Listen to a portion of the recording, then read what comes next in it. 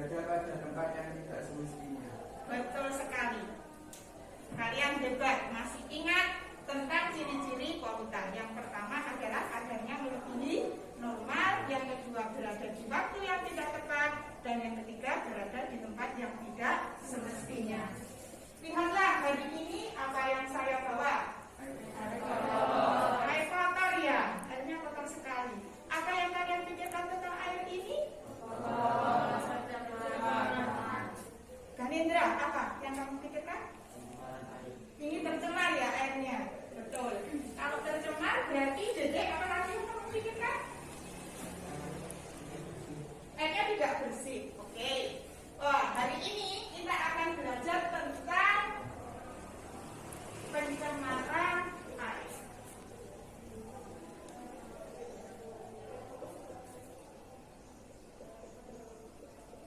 Pencemaran air. Nah, tujuan dari pembelajaran hari ini adalah yang pertama, melalui literasi atau pengamatan tayangan gambar dan video serta membaca artikel, kalian dapat menganalisis penyebab, dampak, dan cara mengatasi pencemaran air dengan tepat. Dan yang ketiga adalah cara mengatasi pencemaran air. Sedangkan kalian nanti akan berdiskusi dalam kelompok, kemudian nanti ada kegiatan kunjung karya. Satu kelompok mengunjungi karya dari kelompok lain untuk berbagi informasi tentang pencemaran air. Sedangkan penilaian yang akan kita lakukan, penilaian yang saya lakukan dari ini adalah penilaian itu adalah untuk sikapnya adalah sikap disiplin, jujur, dan tanggung jawab. Pengetahuannya adalah pengetahuan tentang penyebab, dampak, dan cara mengatasi pencemaran air. Sedangkan keterampilannya adalah menyusun laporan hasil diskusi. Tekniknya ada, waktu penilaiannya itu sudah ada. Baik anak-anak, sebelum kita masuk ke materi, saya akan menayangkan sebuah video tentang konflik pencemaran air. Nah, dari video ini nanti silakan kalian menyampaikan suatu pendapat untuk mengatasi masalah itu. Ya, jadi yang harus kalian pikirkan adalah masalahnya apa, alternatifnya bagaimana, kemudian dampaknya apa dari pendapat kalian itu. Pendapat yang kalian sampaikan itu harus disesuaikan dengan kaidah akademik, sosial budaya yang ada di masyarakat. Oke, saya tayangkan videonya. Pendapat kalian silakan ditulis di kertas post-it yang berwarna kuning, kemudian kuning, bukan oranye ya, yang kuning. Nanti ditempel di bagian curah pendapat di sini. Oke, paham anak-anak? Ya. Saya putarkan videonya.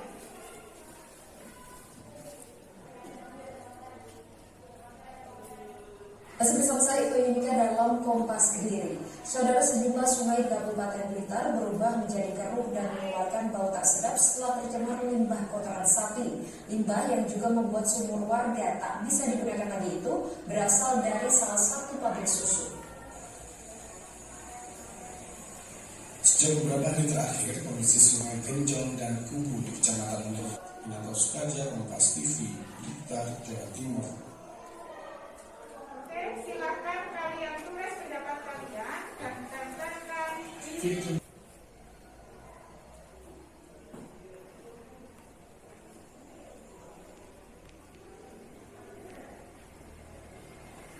sudah, silakan ditempel.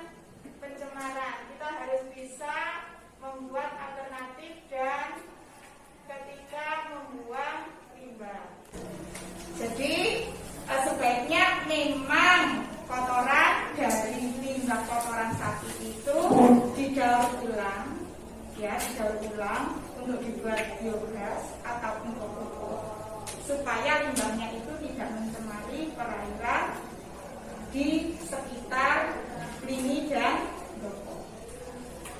Tidak harus ditutup karena itu juga lapangan pekerjaan untuk masyarakat yang ada di sekitar pabrik. Oke, silakan sekarang kalian duduk berkelompok. Di sini kelompok 1, di sini kelompok 2, di sini kelompok 3. Silakan duduk berkelompok. Oke anak-anak, di classroom saya sudah mengirimkan materi berupa artikel, kemudian yang suka visual saya mengirimkan artikel, kemudian yang suka audio itu juga ada video di situ. Untuk anak-anak yang kinestetik silahkan, saya sudah menempelkan materi di dinding-dinding kelas itu. Silakan untuk anak yang kinestetik menuju ke dinding-dinding itu. Yang lain silakan membuka materi di GC lewat HP, silakan dibuka. Monggo berdiri.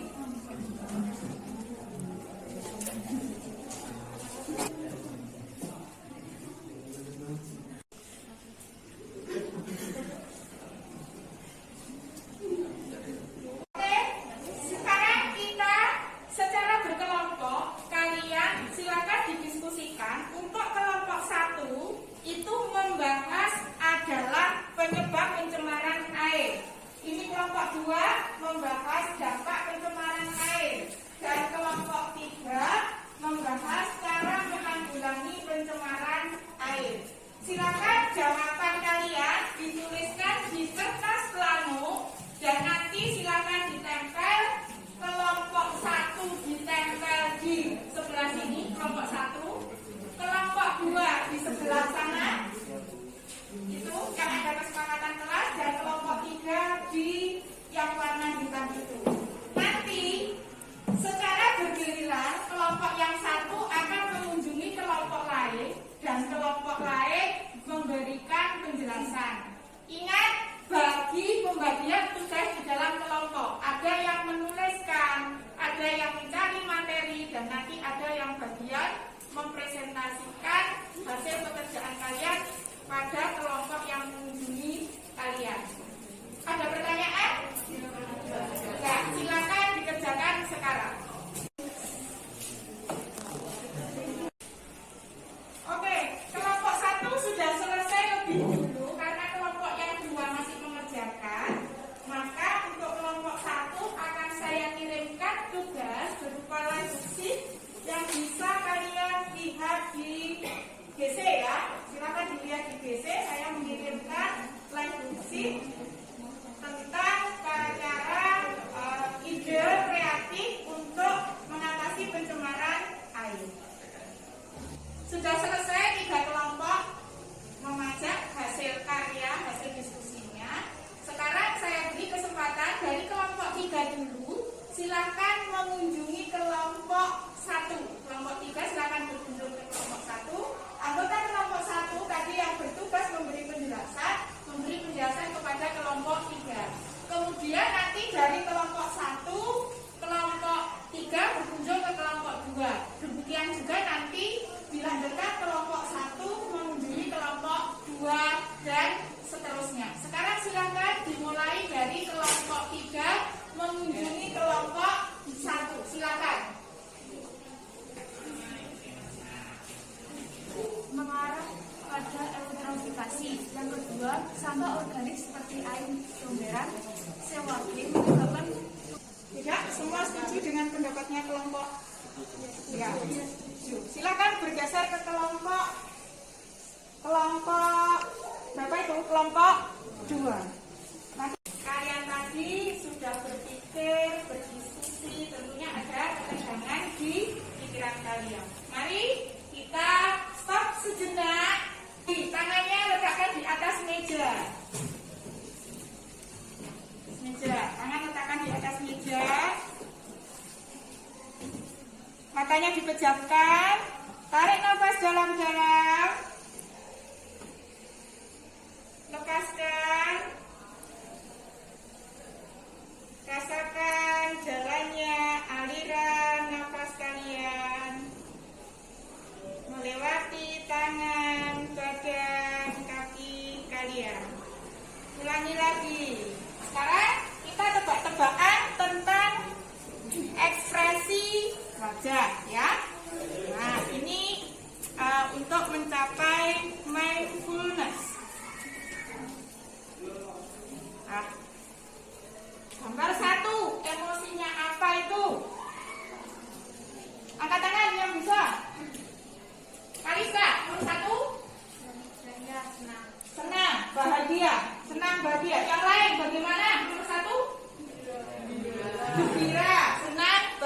Ya. Yang kedua, ya apa? Sedih. Ya, ekspresi wajahnya sedih, dia sampai nangis. Yang ketiga, Farel, apa Farel? Gambar apa itu? Mengatakan keadaan seperti itu. Gambar yang kedua, Dedek, kalau temanmu mengalami gambar yang kedua itu, apa yang kalian lakukan? Ikut merasa sedih. Selain ikut merasa sedih, apa yang kalian lakukan? Menghibur, ya, menghibur. Namanya merasa sedih. Oke, sekarang mari kita membuat kesimpulan dari pelajaran hari ini. Silakan mengangkat tangan. Nomor 1 tadi, apa penyebab pencemaran air? Silakan angkat tangan.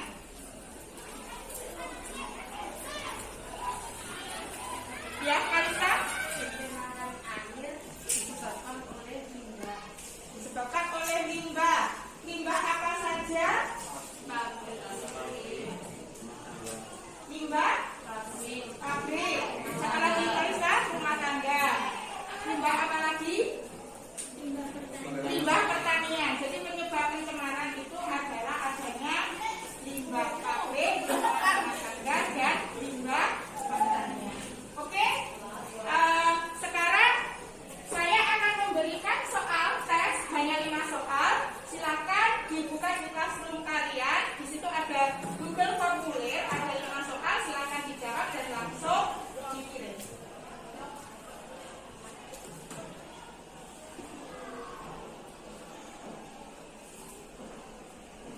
Oke, sudah habis waktunya anak-anak. Mari kita refleksikan pelajaran hari ini. Baik, yang nomor 1, tuliskan perasaan kalian mengikuti pembelajaran hari ini. Yang kedua, materi apa yang sudah kalian kuasai. Kemudian yang ketiga, materi apa yang belum kalian kuasai. Silakan ditulis kertas oranye, kemudian ditempel di tempat refleksi.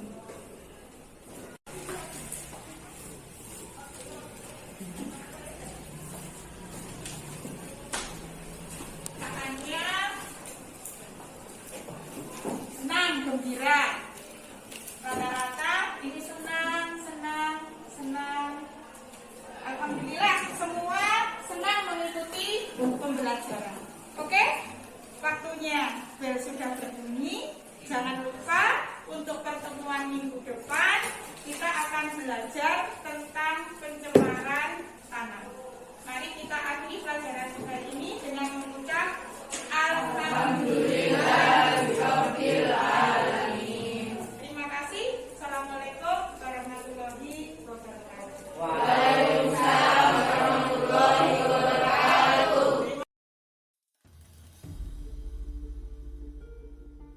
Assalamualaikum warahmatullahi wabarakatuh. Perkenalkan, saya Tias Rudati, JGP Angkatan 4 dari Kabupaten Blitar.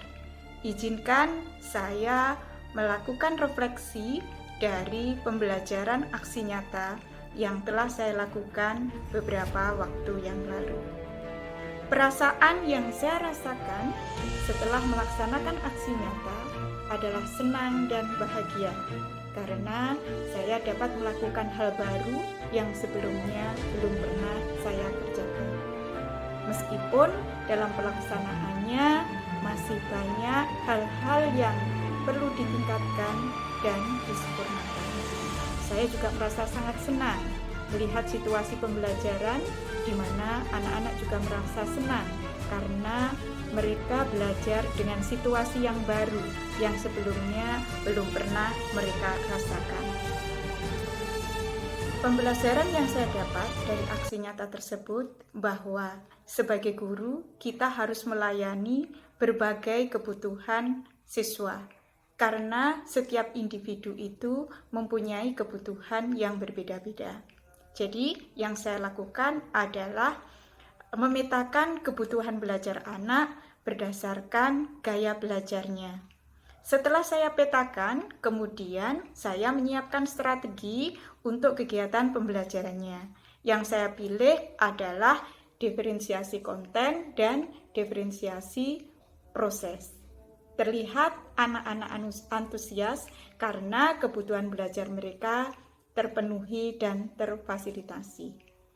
Pada penerapan pembelajaran sosial emosional, saya menerapkan pengambilan keputusan yang bertanggung jawab karena saya mengangkat kasus pencemaran air yang terjadi di perairan sekitar daerah kami.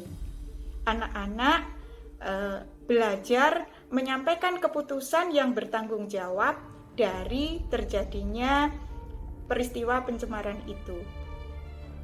Mereka belajar menyampaikan dan menuliskan apa yang mereka pikirkan, meskipun hasilnya mungkin belum sesuai dengan kaidah akademik dan kaidah sosial budaya yang ada di masyarakat.